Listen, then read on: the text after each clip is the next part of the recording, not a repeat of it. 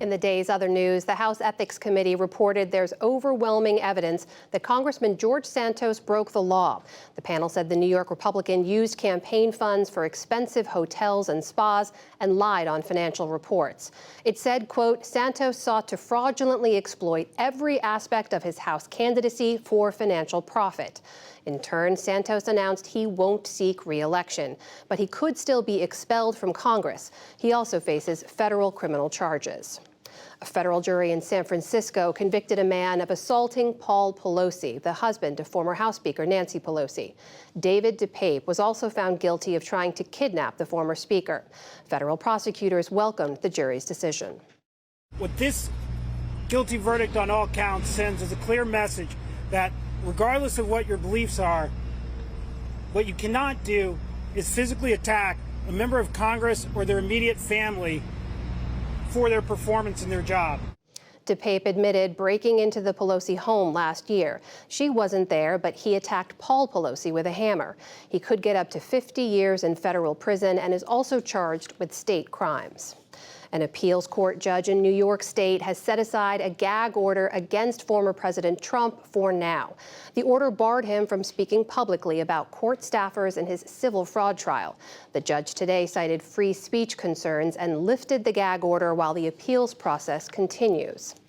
The United Nations top court ordered Syria today to stop torturing its people. It came in a case filed by the Netherlands and Canada against Damascus. The order said that the regime must, quote, take all measures to prevent acts of torture and other cruel, inhuman, or degrading treatment or punishment. There is no word on whether the Syrians will comply. Kenya's high court has again blocked the deployment of police to Haiti to quell gang violence. The court acted today, hours after Kenya's parliament approved sending 1,000 officers. Just yesterday, a heavily armed gang took hostages at a hospital in Haiti's capital of Port-au-Prince. Police freed them, but activists said this shows just how bad things are. Today, the country is controlled by gangs, and the gangs have links with the authorities. The biggest problem right now in Haiti is the absence of government and rule of law.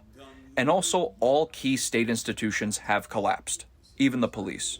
If Kenyan police do go to Haiti, they would lead a multinational force. Two top health agencies say deaths from measles jumped more than 40% last year to 136,000. Most of the victims were children, and the World Health Organization and the CDC blame a sharp drop in vaccinations during the pandemic. Most of the large outbreaks were in Africa or the Eastern Mediterranean. Back in this country, members of the United Auto Workers have ratified a new contract with General Motors, but it was closer than expected. The union announced the agreement won just under 55% of the vote. Voting is still ongoing at Ford and Stellantis. Meantime, Starbucks employees today staged what may be their biggest strike yet.